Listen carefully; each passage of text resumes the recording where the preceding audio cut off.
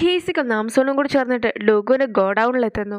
നാംസോൺ അവളുടെ കൈകൊണ്ട് തന്നെ ഷട്ടറൊക്കെ തുറക്കുന്നുണ്ട്. പിന്നീട് അവൾ എടുത്തു ചാടിയതിനു ശേഷം ആ ഒരു ഷട്ടർ അടയ്ക്കുന്നു. ഇരുട്ടായതുകൊണ്ട് തന്നെ കാണുവാനായിട്ട് ഹീസിക്ക് ഒരു ലെൻസൊക്കെ വെക്കുന്നുണ്ട്. പക്ഷേ നാംസോൺ അതിന്റെ ഒന്നും തന്നെ ആവശ്യമുണ്ടായിരുന്നില്ല. അവൻ ആ ലെൻസ് വെച്ചിട്ട് പോലും കാണുവാനായിട്ട് സാധിക്കാത്ത പല കാര്യങ്ങളും നാംസോൺ കാണുന്നുണ്ട്. അതുകൊണ്ട് തന്നെ മാസ്ക് എത്രത്തോളം ഉയരത്തിലാണ് ഇരിക്കുന്നതെന്നൊക്കെ മനസ്സിലാക്കി അവളും അവിടെ ചെന്നത് എടുക്കുന്നു. അവൾ ഓടി നടന്ന് മാസ്കിന്റെ ഓരോരോ പാക്കറ്റ്സ് വീതം എടുക്കുന്നതൊക്കെ കാണുമ്പോഴത്തേക്കും ഹീസിക്കും അതിശയിച്ച് നോക്കി നിൽക്കുന്നുണ്ട്. പക്ഷെ അപ്പോഴേക്കും ഹീസിക്കിന്റെ മേത്തേക്കൊക്കെ ഒരു ബോക്സ് വീഴുവാനായിട്ട് തുടങ്ങുന്നു. പക്ഷെ വളരെയധികം സ്പീഡിലെത്തുന്ന നാംസോൺ അവനെ രക്ഷിക്കുന്നു. ഇവരോട് 2 മിനിറ്റിനകം പുറത്തേക്ക് ഇറങ്ങണമെന്നായിരുന്നു പറഞ്ഞിട്ടുണ്ടായിരുന്നത്. അതുകൊണ്ട് തന്നെ നാംസോൺ ആകട്ടെ ഓടി ചാടി നടന്നിട്ട് ഓരോരോ മാസ്ക് വീതം കളക്ട് ചെയ്യുന്നു. നാംസോൺ മുകളിലേക്ക് കയറി മാസ്ക് ഒക്കെ തിരിച്ചു വെക്കുന്നതിനിടയ്ക്ക് അവൾ വീണ് പോകുന്നുണ്ട്. പക്ഷെ കൃത്യമായിട്ട് ഹീസിക്കിന്റെ മുകളിലേക്കാണ് അവൾ വീഴുന്നത്. ഹീസിക്കിന് ചെറുതായിട്ടൊരു പരുക്കൊക്കെ പറ്റിയിട്ട് അവന് നടക്കുവാനായിട്ട് ബുദ്ധിമുട്ടായി ഇരിക്കുകയാണ്. പക്ഷെ 50 സെക്കൻഡിനുള്ളിൽ വെളിയിലേക്ക് ഇറങ്ങണമെന്നൊക്കെ ജിൻ പറഞ്ഞിട്ടുണ്ടായിരുന്നത് കൊണ്ട് തന്നെ നാംസോൺ ആകട്ടെ അവനെയും എടുത്തുകൊണ്ട് വെളിയിലേക്ക് ഇറങ്ങി വരുന്നതൊക്കെ തന്നെ ജിന്നും കാണുന്നു. അവൾ വളരെയധികം സ്പീഡിൽ ഓടി ഓടിയാണ് വരുന്നത്. ഹീസിക്കും വളരെയധികം ഷോക്കായിട്ടൊക്കെ ഇരിക്കുന്നു. ഒരു തൂവലിന്റെ വെയിറ്റ് മാത്രമാണ് അവൻ ഉള്ളതെന്നൊക്കെ ആയിരുന്നു നാംസോൺ പറഞ്ഞിട്ടുണ്ടായിരുന്നത് പോലും. വില്ലനായിട്ടുള്ള ഷിയോ എക്സസൈസ് ഒക്കെ ചെയ്യുകയാണ്. അവൻ ചെയ്യുന്നതൊക്കെ കാണുമ്പോഴത്തേക്കും ശരിക്കും അവനൊരു പവർ ഉണ്ടെന്നുള്ള കാര്യം നമുക്ക് മനസ്സിലാവും. മാത്രമല്ല അവൻ ഇപ്പോഴും ഓർക്കുന്നത് നാംസോണിനെ കുറിച്ചാണ്. അമ്മയ്ക്ക് ഒരാൾ കാർഡൊക്കെ കൊടുത്തിട്ടുണ്ടായിരുന്നല്ലോ, അതിന്റെ ഡീറ്റെയിൽസ് വെച്ച് നോക്കുമ്പോഴത്തേക്കും എത്രയും പെട്ടെന്ന് പോർട്ടലിലേക്ക് എത്തണമെന്ന് പറഞ്ഞിട്ടുള്ള ഒരു മെസ്സേജൊക്കെ അമ്മ കാണിക്കുകയാണ്. അങ്ങനെ അമ്മ പോകുമ്പോഴത്തേക്കും അമ്മയെ ആരോ ഒരാൾ ഫോളോ ചെയ്യുന്നുണ്ടായിരുന്നു. പക്ഷെ അമ്മയ്ക്ക് കാർഡ് കൊടുത്തിട്ടുണ്ടായിരുന്ന അതേ ആൾ തന്നെ ആയിരുന്നു അമ്മേനെ ഫോളോ ചെയ്തതും. പിന്നീട് അവർ രണ്ടുപേരും കൂടെ ഒന്നിച്ചാണ് പോർട്ടലിൽ എത്തുന്നത്. ഒരു ഷിപ്പൊക്കെ വരുന്നത് കാണുമ്പോഴത്തേക്കും ആ ഷിപ്പിലുള്ള ആൾക്കാരുമായിട്ട് ഫൈറ്റ് ചെയ്യേണ്ടതായിട്ട് വരുമെന്നൊക്കെ ആയിരുന്നു അമ്മ വിചാരിക്കുന്നതും. പക്ഷെ അവിടേക്ക് ആയിരുന്നില്ല അയാൾ അമ്മേനെ കൂട്ടിക്കൊണ്ട് പോയിട്ടുണ്ടായിരുന്നത്. അവരുടെ ബിസിനസ് സ്ഥാപനമായിട്ടുള്ള ഓപ്പുലന്റയുടെ വൈസ് ചെയർമാനൊക്കെ കാണിച്ചു കൊടുക്കുവാനായിട്ടായിരുന്നു. അയാളും കുറേയധികം ബാർബിക്യൂ ഐറ്റംസ് ഒക്കെ വിൽക്കുന്ന ഒരു കടയാണ് നടത്തുന്നത്. അയാളും ഒരുപാട് പണക്കാരനൊക്കെയാണ്. പക്ഷെ ഇപ്പോൾ ജീവിതമൊക്കെ വളരെയധികം എൻജോയ് ചെയ്ത് ജീവിക്കുന്ന കൂട്ടത്തിലുമാണ്. നല്ല ആൾക്കാരുടെ കൂടെ നിന്നതിന് ശേഷം ട്രക്കിന്റെ ബിസിനസ്സൊക്കെ ഇല്ലാതാക്കുവാനായിട്ടായിരുന്നു അയാൾ ആഗ്രഹിച്ചിട്ടുണ്ടായിരുന്നതും. പ്രത്യേകമായിട്ട് ഡൂഗോയുടെ സിഒ ആയിട്ടുള്ള ഷിയോനെ കുറിച്ച് കൂടി അയാൾ പറയുന്നുണ്ട്. എന്തായാലും ഇനി മുതൽ അമ്മേനെയും കൂടി അവരുടെ ടീമിൽ ചേർക്കുന്നതായിരിക്കുമെന്ന് കൂടി അറിയിക്കുന്നു. നാംസോൺ തന്നെ വീട്ടിലേക്ക് പോകുവാനായിട്ട് തുടങ്ങുമ്പോഴത്തേക്കും ഇത്രയും രാത്രിയായിട്ടുള്ള ഒരു സമയത്ത് ഒരു പെൺകുട്ടീനെ തനിച്ചു വിടുന്നത് ശരിയല്ല, ഞാൻ കൂടി അവളുടെ കൂടെ പോകാമെന്നൊക്കെ പറഞ്ഞിട്ട് ഹീസിക്കും അവളുടെ ഒപ്പം പോകുന്നു. ഇവിടെ ഒട്ടും തന്നെ സേഫ് അല്ല, വല്ല കുറുക്കനോ ചെന്നായോ വന്നിട്ടുണ്ടെങ്കിലോ എന്നൊക്കെ ആയിരുന്നു ഹീസിക്ക് നാംസോണിനോട് ചോദിക്കുന്നത്. പക്ഷെ നാംസോൺ ആകട്ടെ തനിച്ച് പോയിക്കോളാമെന്നൊക്കെ പറഞ്ഞിട്ട് ഹീസിക്കിനെ പറഞ്ഞയക്കുന്നു. നിനക്ക് കുറച്ചുകൂടി ബഹുമാനത്തിലൊക്കെ സംസാരിച്ചൂടെ എന്ന് ചോദിച്ചിട്ട് ഹീസിക്കും ഒരു വാക്കൊക്കെ പറഞ്ഞ് അതിന്റെ അവസാനം യോ പറയുമ്പോഴത്തേക്കും അത് കേൾക്കുന്ന നാംസോണും പറയുന്ന എല്ലാ വാക്കിന്റെ അവസാനം യോയൊക്കെ പറഞ്ഞുകൊണ്ട് നിൽക്കുന്നു. അത് കാണുമ്പോഴത്തേക്കും ഹീസിക്കിന് ഒരുപാട് സന്തോഷമൊക്കെ ആകുന്നുണ്ട്. അമ്മ എവിടെയാണെന്നൊക്കെ നാംസോൺ സെക്രട്ടറിയോട് ചോദിക്കുമ്പോഴത്തേക്കും സെക്രട്ടറിയും അമ്മ പോയിട്ടുള്ള സ്ഥലത്തെക്കുറിച്ചൊക്കെ പറയുകയാണ്. നാംസോണും കുറച്ച് ബഹുമാനമൊക്കെ ഇരിക്കട്ടെ എന്ന് വിചാരിച്ചുകൊണ്ട് പറയുന്ന വാക്കിൻ്റെ ഒക്കെ അവസാനം യോ പറഞ്ഞ് ഏറ്റവും ഒടുവിലായിട്ട് ഈ ന്യൂ ജനറേഷൻ പിള്ളേരൊക്കെ യോയോ പറയില്ലേ, ആ ഒരു രീതി ആയി പോകുന്നുമുണ്ട്. സെക്രട്ടറിയും ഒരു ഡേറ്റിംഗ് ആപ്പൊക്കെ യൂസ് ചെയ്യുന്നുണ്ടായിരുന്നു. അന്നത്തെ ദിവസം ആരെ ഡേറ്റ് ചെയ്യുമെന്നൊക്കെ സെക്രട്ടറി നോക്കുമ്പോഴത്തേക്കും അങ്കിളുടെ ഫോട്ടോ ആണ് കാണുന്നത്. പക്ഷെ അങ്കിളിനെ കണ്ട് കഴിയുമ്പോൾ തന്നെ സെക്രട്ടറി ആയിരുന്നു അതെന്ന് അറിയാതിരിക്കുവാനായിട്ട് അവളും അവളുടെ ഫോട്ടോ പോലും മാറ്റുന്നുമുണ്ട്. ഐഡോൾസിന്റെ ഫോട്ടോസൊക്കെ നോക്കുന്ന സമയത്ത് നാംസോണ് പഴയ ആ ഒരു ഇഷ്ടമൊന്നും തോന്നുന്നുണ്ടായിരുന്നില്ല. അതിന് പിന്നിലെ കാരണം എന്താണെന്ന് അവൾ അറിയാതെ ഇരിക്കുമ്പോഴത്തേക്കും ഹീസിക്കിന്റെ ഒരു മെസ്സേജൊക്കെ അവൾക്ക് വരികയാണ്. അവന്റെ ഒരു ഒറ്റ മെസ്സേജ് കണ്ട് കഴിയുമ്പോൾ തന്നെ അവൾക്ക് അവനെ ഇഷ്ടമാണെന്നുള്ള കാര്യമൊക്കെ അവൾക്ക് മനസ്സിലാകുന്നുണ്ട്. അതുകൊണ്ട് തന്നെ ഭയങ്കരമായിട്ട് നാണം കുടുങ്ങി അവിടെ ഉണ്ടായിരുന്ന പൊതുപ്പൊക്കെ പൊതിച്ച് അവളും കിടക്കുന്നു. അമ്മയും അന്നത്തെ മീറ്റിങ്ങിൽ ഒരുപാട് ഹാപ്പി ആയിരുന്നു. ഹീസിക്കും ഡുഗോയിൽ നിന്നും കൊണ്ടുവന്നിട്ടുണ്ടായിരുന്ന പലതരം മാസ്ക് ഒക്കെ പോലീസ് സംഘവും ടെസ്റ്റിങ്ങിന് വേണ്ടി അയക്കുകയാണ്. ഹീസിക്കിന്റെ കൂടെ പോയിട്ടുണ്ടായിരുന്ന നാംസോൺ വളരെയധികം ശക്തിശാലിയാണ് എന്നൊക്കെ ജിൻ പറയുമ്പോഴത്തേക്കും ശക്തിശാലി മാത്രമല്ല, അവളാകട്ടെ കഴിഞ്ഞ ദിവസം ഒരു തീപിടുത്തമൊക്കെ ഉണ്ടായപ്പോഴത്തേക്കും അവിടെ ഉണ്ടായിരുന്ന എല്ലാവരും തന്നെ രക്ഷിച്ചിട്ടുണ്ടായിരുന്നു. അവൾ പറക്കുന്നത് പോലും ആൾക്കാർ കണ്ടിട്ടുണ്ടായിരുന്നു എന്നൊക്കെ ആയിരുന്നു ലീഡറും പറയുന്നത്. പക്ഷെ അവളുടെ അമ്മ വലിയ പണക്കാരിയാണ്. അതുകൊണ്ട് തന്നെ ആ ഒരു ന്യൂസ് ഒന്നും വെളിയിലേക്ക് ലീക്കാക്കാതെ അമ്മ മാക്സിമം ശ്രമിച്ചിട്ടും ഉണ്ടായിരുന്നു എന്നൊക്കെ അറിയിക്കുന്നു. അങ്ങനെ ഇരിക്കുകയാണ് ഡൂഗോയിലുള്ള ഒരു ഡെലിവറി ബോയ് ഹാജിനെ അവിടെ കണ്ടിട്ടുണ്ടായിരുന്നു എന്നൊക്കെ പറഞ്ഞിട്ട് പോലീസിനെ കോൾ ചെയ്യുന്നത്. പക്ഷെ ഡൂഗോ എന്ന് പറഞ്ഞ് കഴിയുമ്പോൾ തന്നെ അവിടേക്ക് ഹാജിയും എത്തുന്നു. നീ കുറച്ച് ദിവസമായിട്ട് എന്നെ ശ്രദ്ധിക്കുന്നതൊക്കെ ഞാൻ കണ്ടിട്ടുണ്ടായിരുന്നു. എനിക്ക് അപ്പോഴേ സംശയം തോന്നിയതാണ്. ഇനി ഇതുപോലെ എന്തെങ്കിലും കാര്യം നീ ചെയ്യുകയാണെങ്കിൽ നിന്റെ ഓർഗൻസ് എല്ലാം തന്നെ ഞാൻ എടുത്ത് വിൽക്കുന്നതായിരിക്കുമെന്നൊക്കെ അവൾ പറഞ്ഞു കഴിയുമ്പോഴത്തേക്കും അവന് ഒരുപാട് പേടിച്ചു പോകുന്നു. ഇയോയും ഇപ്പോൾ ഹീസിക്കിനെ കോൾ ചെയ്തിട്ട് ഡൂഗോയിൽ ഹ്വാജി ഉണ്ടെന്നുള്ള ഒരു വിവരമൊക്കെ കിട്ടിയിട്ടുണ്ടേ എന്ന് അറിയിക്കുകയാണ്. ഹ്വാജിനെ കുറിച്ചുള്ള വേറെ കുറെ ഡീറ്റെയിൽസ് കൂടി കണ്ടെത്തുവാനായിട്ട് ഹീസിക്ക് യോനോട് പറയുന്നുണ്ട്. ഇനിയിപ്പോൾ നാംസോണെ ഫോളോ ചെയ്തിട്ട് വല്ലതും ഹാജ ഡുഗോയിൽ എത്തിയതായിരിക്കുമെന്ന സംശയമായിരുന്നു ഹീസിക്കിന് ഉണ്ടായിരുന്നത്. ഹാജിയും ഗുണ്ടകളുടെ ബോസിനെയൊക്കെ കോൾ ചെയ്യുന്നുണ്ട്. നാംസോൺ ഇവിടെ വർക്കിനൊക്കെ വന്നിട്ടുണ്ട്. എന്നെപ്പോലെ തന്നെ ആയിരിക്കുമോ നാംസോണും. അതൊക്കെ അറിഞ്ഞിട്ട് അവളെ അമ്മ പുറത്താക്കിയതാകുവാനുള്ള സാധ്യതയുമുണ്ട്. അതേസമയം അവൾ മറ്റെന്തെങ്കിലും ഒരു കാര്യത്തിന് വേണ്ടിയാണ് ഇവിടെ വന്നത് എന്ന സംശയവും എനിക്കുണ്ട്. അതുകൊണ്ട് തന്നെ അവളെ കൊല്ലണമെന്ന് മാത്രമേ എനിക്ക് ആഗ്രഹമുള്ളൂ എന്നൊക്കെ ആയിരുന്നു ഹാജ് പറയുന്നത്. നാംസോണ് വലിയ ബോക്സൊക്കെ എടുത്തുകൊണ്ട് വെച്ച് കഴിയുമ്പോഴത്തേക്കും ഹെഡും അവളോട് സംസാരിക്കുവാനായിട്ട് എത്തുകയാണ്. ഹീസിക്ക് നിന്നെ യൂസ് ചെയ്യുകയാണ്. ഇപ്പോൾ തന്നെ നീ അവൻ്റെ കൂടി ജോലി ചെയ്യുന്നുമുണ്ട്. നമുക്ക് ഫ്രണ്ട്സായിട്ട് ഇരുന്നാലോ എന്നൊക്കെയാണ് ഹെഡും അവളോട് ചോദിക്കുന്നത്. നീ എങ്ങനെയാണ് ഇത്രയ്ക്ക് ശക്തിശാലി ആയത് എന്നൊക്കെ അയാൾ ചോദിക്കുമ്പോഴത്തേക്കും ഞാൻ 100 മുട്ടയൊക്കെ ഒരു ദിവസം തിന്നുമെന്നായിരുന്നു അവൾ പറയുന്നത്. അത് മാത്രമല്ല, കഴിക്കുന്ന എല്ലാ ഫുഡും ഞാൻ പച്ചക്കായിരിക്കും കഴിക്കുക എന്നൊക്കെ പറയുമ്പോഴത്തേക്കും അങ്ങനെ ഫുഡ് കഴിച്ചിട്ടുണ്ടെങ്കിൽ ഒരുപാട് ശക്തി കിട്ടുമെന്നൊക്കെ അയാളും തെറ്റിദ്ധരിക്കുന്നു. ബ്ലൂ ഡയമണ്ട് ഒക്കെ നൽകി അമ്മയുടെ കയ്യിൽ നിന്നും പണമൊക്കെ മേടിക്കുവാനായിട്ട് ഹെറിറ്റേജ് ക്ലബിലുണ്ടായിരുന്ന ഒരു സ്ത്രീ എത്തിയിരിക്കുകയാണ്. അമ്മയും അവർക്ക് എന്തിനാണ് അത്രയും തുക എന്നൊക്കെ ചോദിക്കുകയാണ്. നേരത്തെ ഹാജ് നിന്നെ കൊല്ലുവാനായിട്ട് ശ്രമിച്ചിട്ടുണ്ടായിരുന്നല്ലോ. ഇപ്പോൾ ഹാജ് ഡെലിവറി ഗേളായിട്ട് ഡോഗോയിലുണ്ട് എന്ന കാര്യമൊക്കെ ഹീസിക്ക് നാംസൂണെ അറിയിക്കുകയാണ്. അപ്പോഴായിരുന്നു അമ്മ പറഞ്ഞിട്ടുണ്ടായിരുന്നൊരു കാര്യമൊക്കെ നാംസൂൺ പറയുന്നത്. പണം ഇല്ലാതിരിക്കുന്ന സമയത്താണ് ഓരോ ആളുകളും മോശപ്പെട്ട കാര്യങ്ങളൊക്കെ ചെയ്യുന്നത്. ഞാൻ കുറച്ചു കാലം ഹോജനെ മകളായി തന്നെ കണ്ടതാണ്. അതുകൊണ്ട് തന്നെ അവൾക്ക് പണമൊക്കെ ഉണ്ടാകുവാനായിട്ട് ഞാൻ കുറച്ച് വാച്ചൊക്കെ അവളുടെ മുമ്പിൽ വെച്ചിട്ടുണ്ടായിരുന്നു. അവളിപ്പോൾ അത് എടുത്തുകൊണ്ട് പോയത് പോലും ഞാൻ അറിഞ്ഞതാണ്. ഞാൻ ഒരിക്കലും അവളെ ഉപേക്ഷിക്കുകയില്ല. അവൾ എന്തെങ്കിലും നന്നാക്കുമെന്ന കാര്യം എനിക്ക് ഉറപ്പാണ് എന്നൊക്കെ ആയിരുന്നു അമ്മ പറഞ്ഞിട്ടുണ്ടായിരുന്നതും. അമ്മ എങ്ങനെ പറഞ്ഞിട്ടുണ്ടായിരുന്നത് കൊണ്ട് തന്നെ നാംസൂണും ഇപ്പോൾ ഹാച്ച് നന്നാകുമെന്ന വിശ്വാസമൊക്കെ ഉണ്ടായിരുന്നു. ഹീസിക്ക് കൊണ്ടുവന്നിട്ടുണ്ടായിരുന്ന എല്ലാ മാസ്കും അവർ വെള്ളത്തിലൊക്കെ മുക്കി നോക്കുന്നു. പക്ഷെ ഒന്നും തന്നെ അലക്കുന്നുണ്ടായിരുന്നില്ല. നേരത്തെ ഒരാൾ മരിച്ചതൊക്കെ നമ്മൾ കണ്ടിട്ടുണ്ടായിരുന്നല്ലോ. അയാൾ ഡ്രഗ്സ് ഒക്കെ കൊടുത്തുകൊണ്ടിരുന്ന ആളുകളെയൊക്കെ ഇവർ കണ്ടെത്തുവാനായിട്ട് ശ്രമിച്ചിട്ടുണ്ടായിരുന്നെങ്കിലും പോലീസ് സംഘം എത്തുന്നതിന് മുമ്പ് തന്നെ അവരൊക്കെ രക്ഷപ്പെട്ടു പോയിട്ടുമുണ്ടായിരുന്നു. മാസ്കിൽ ഡ്രഗ്സ് ഉണ്ടായിരുന്നില്ല എന്ന കാര്യമൊക്കെ ഹീസിക്കിനെ അവർ വിളിച്ചു പറഞ്ഞ് കഴിയുമ്പോഴത്തേക്കും അവൻ ആകെ നിരാശപ്പെടുകയാണ്. ബ്രെഡ് സോങ് എന്ന പേരുള്ള ഒരു വ്യക്തിക്ക് പണമൊക്കെ നൽകുകയാണെങ്കിൽ അയാൾ പണം ഇരട്ടിയായിട്ടൊക്കെ നൽകുമെന്ന് അമ്മയോട് ആ സ്ത്രീ പറഞ്ഞിട്ടുണ്ടായിരുന്നു. അതുകൊണ്ട് തന്നെ അമ്മയും ആളെ മീറ്റ് ചെയ്യുവാനായിട്ടിരിക്കുന്നു. നാംസോണും ഹീസിക്കും കൂടി ചേർന്നിട്ട് കുറച്ച് വെജിറ്റബിൾസ് ഒക്കെ ഒരു കടയിൽ കൊണ്ട് വെക്കുകയാണ്. പിന്നീട് ലീഡറിന്റെ കോളൊക്കെ വരുന്നത് കൂടെ തന്നെ അവനും പോക്കുവാനായിട്ട് തുടങ്ങുന്നു. പക്ഷെ കടക്കാരൻ അവിടെ എത്തിയിട്ട് അവരുടെ സാധനങ്ങളെല്ലാം തന്നെ അകത്തേക്ക് കയറ്റി വെക്കുവാനാണ് പറയുന്നത്. കസ്റ്റമേഴ്സിനെ രാജാവിനെ പോലെ നോക്കണമെന്നൊക്കെ പറഞ്ഞ് നിങ്ങൾ കേട്ടിട്ടില്ലേ? അതുകൊണ്ട് തന്നെ ഇപ്പോൾ സാധനങ്ങൾ അകത്ത് വെച്ചില്ല എങ്കിൽ നിങ്ങളുടെ പേരിൽ ഞാൻ കംപ്ലൈൻറ്റ് നൽകുന്നതായിരിക്കുമെന്നൊക്കെ ആ ഓണർ പറയുമ്പോഴത്തേക്കും ഹീസിക്കും സാധനങ്ങളൊക്കെ അകത്തേക്ക് വെക്കുന്നു. നാംസൂണെ കണ്ട് കഴിയുമ്പോഴത്തേക്കും ഓ ഇവളും ഡെലിവറിയൊക്കെ ചെയ്യുവാനായിട്ട് എത്തിയതാണോ, ഇവളെ കൊണ്ട് ഇതൊന്നും ചെയ്യുവാൻ സാധിക്കുകയില്ല എന്നൊക്കെ ഓണർ പറയുകയാണ്. അത് കേൾക്കുന്ന നാംസൂണും ഒരു ബോക്സൊക്കെ എടുക്കുവാൻ പാടുപെടുന്ന പോലെയൊക്കെ കാണിക്കുന്നു. പിന്നീട് ഓണറിനോട് കൂടി ഹെൽപ്പൊക്കെ ചോദിക്കുമ്പോഴത്തേക്കും അയാളാകട്ടെ അവളെ കളിയാക്കിയിട്ട് കയറിപ്പോക്കുകയാണ്. അങ്ങനെ നാംസൂണ് 4 ബാസ്ക്കറ്റൊക്കെ ഒന്നിച്ചു കൊണ്ടേ അകത്ത് വെക്കുന്നുമുണ്ട്.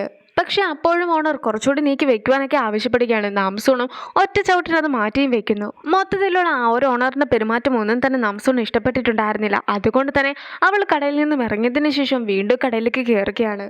ഒരു സൂപ്പൊക്കെ കുടിക്കുവാനായിട്ട് ആയിരുന്നു നാംസൂൺ എത്തിയിട്ടുണ്ടായിരുന്നത്. പക്ഷെ 8 പേർക്കൊക്കെ ഇരിക്കുവാനായിട്ട് സാധിക്കുന്ന ഒരു വലിയ ടേബിളിൽ വന്ന് അവൾ ഇരിക്കുന്നത് കൊണ്ട് തന്നെ ഓണറും അവളോട് അവിടെ നിന്ന് വേണ്ടിയിട്ട് മറ്റൊരിടത്തേക്ക് പോയി ഇരിക്കുവാനൊക്കെ ആവശ്യപ്പെടുന്നു.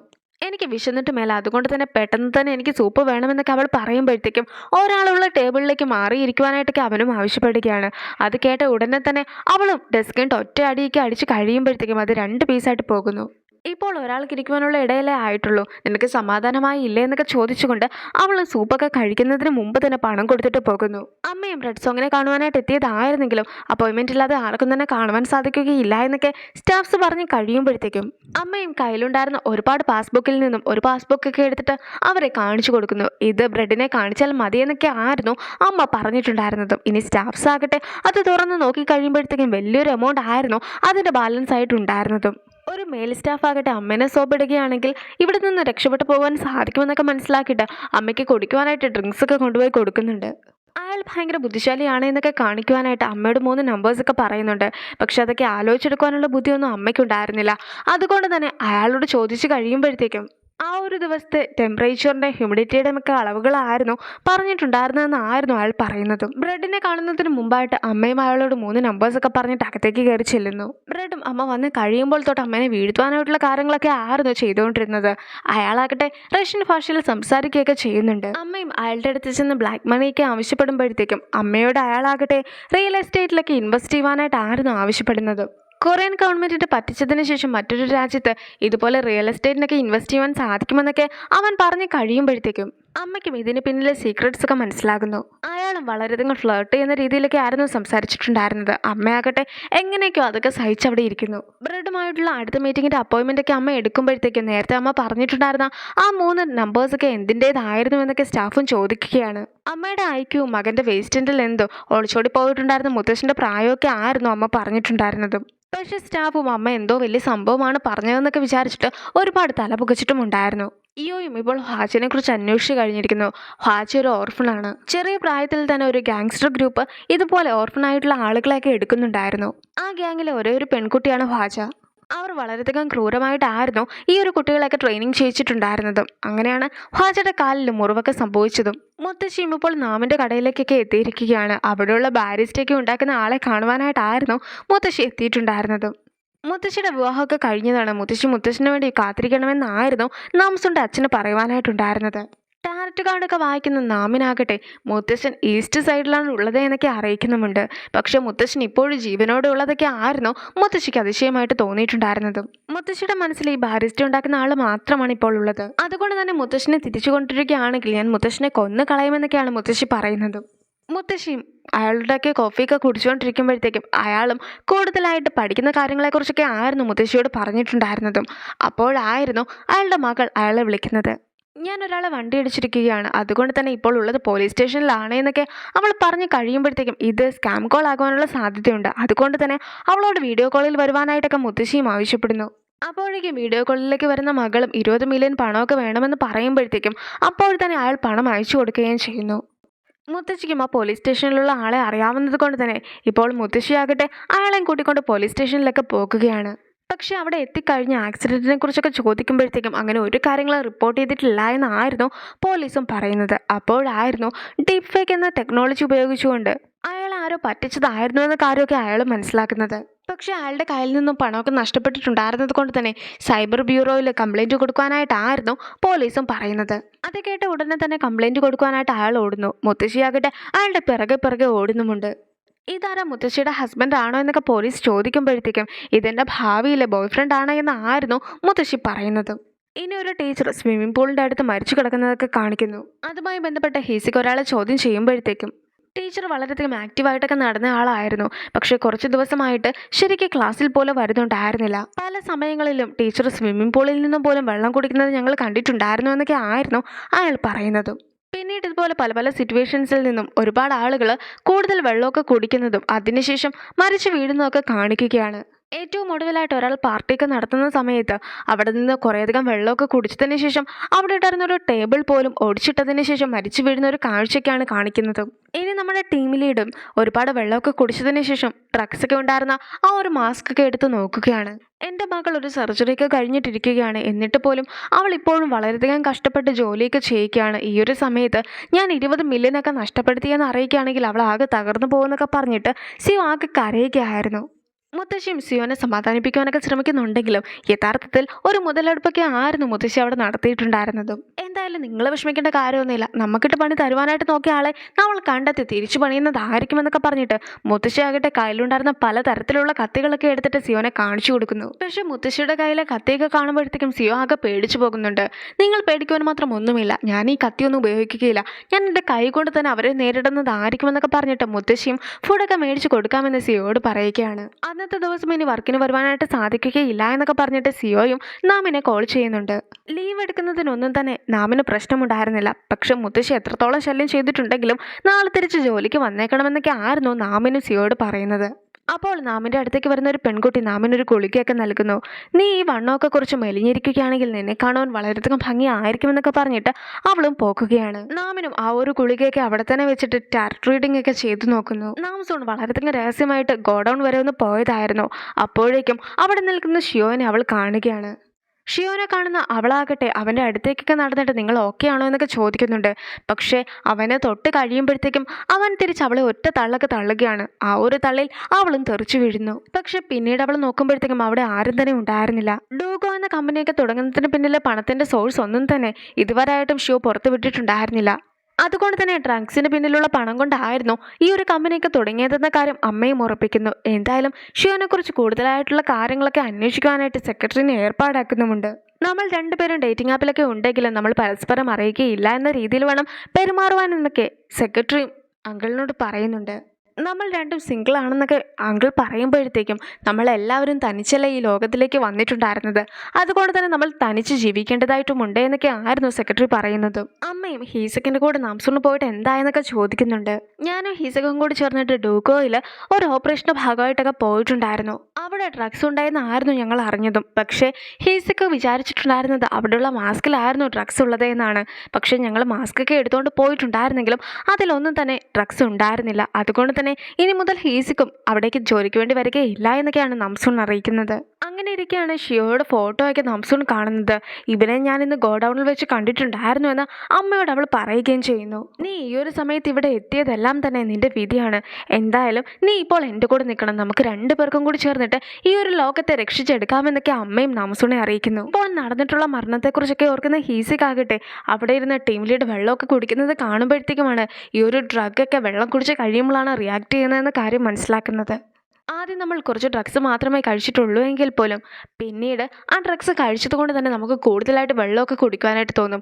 എത്രത്തോളം കൂടുതലായിട്ട് നമ്മൾ വെള്ളം കുടിക്കുന്നോ അത്രത്തോളം ഡ്രഗ്സൊക്കെ റിയാക്ട് ചെയ്യുന്നതും കൂടും. പിന്നീട് ആ ഡ്രഗ്സിന് നമ്മളെ കൊല്ലുവാൻ പോലുമുള്ള ശേഷി ഉണ്ടാകുമെന്നൊക്കെ ഹീസിക്കും അറിയിക്കുന്നു. എന്തായാലും നിങ്ങളിനി വെള്ളം കുടിക്കുവാനായിട്ട് പാടില്ല എന്ന് കൂടി ടീം ലീഡറിനോട് അവൻ പറയുന്നുണ്ട്. നാംസൂൺ അവരുടെ ഡെലിവറി ഗേളായിട്ട് വർക്ക് ചെയ്യുന്ന കാര്യമൊക്കെ ഇപ്പോൾ ഷിയോ അറിഞ്ഞിരിക്കുകയാണ്.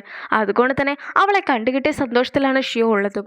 അമ്മയും ഹീസിക്കിനെ കാണുവാനായിട്ട് എത്തിയതിനു ശേഷം ഡുഗോയിൽ ഡ്രഗ്സ് ഒക്കെ ഉള്ള കാര്യം ഞാൻ ആയിരുന്നു നിന്നോട് പറഞ്ഞിട്ടുണ്ടായിരുന്നത്. ഒരു കാര്യം ചെയ്യുക, നീ അതിനെക്കുറിച്ച് കൂടുതലായിട്ടൊക്കെ അന്വേഷിക്കുക. ഞാൻ ഷിയോനെക്കുറിച്ചും കൂടുതലായിട്ട് അന്വേഷിക്കാമെന്നൊക്കെ അമ്മയും പറയുന്നു. നാംസൂൺ ഒളിച്ചും പാത്തും പല പല സ്ഥലത്തു നിന്നും മാസ്ക് ഒക്കെ കളക്ട് ചെയ്യുകയാണ്. അങ്ങനെയുള്ള അവളും പെട്ടെന്ന് തന്നെ ഹ്വാച്ചനെ കാണുന്നു. ആ ഒരു സീനോട് കൂടിയാണ് ഈ ഒരു എപ്പിസോഡ് അവസാനിക്കുന്നത്. അപ്പോൾ അടുത്തൊരു വീഡിയോ ആയിട്ട് ഇത്രയും വേഗം കാണാം. ബൈ.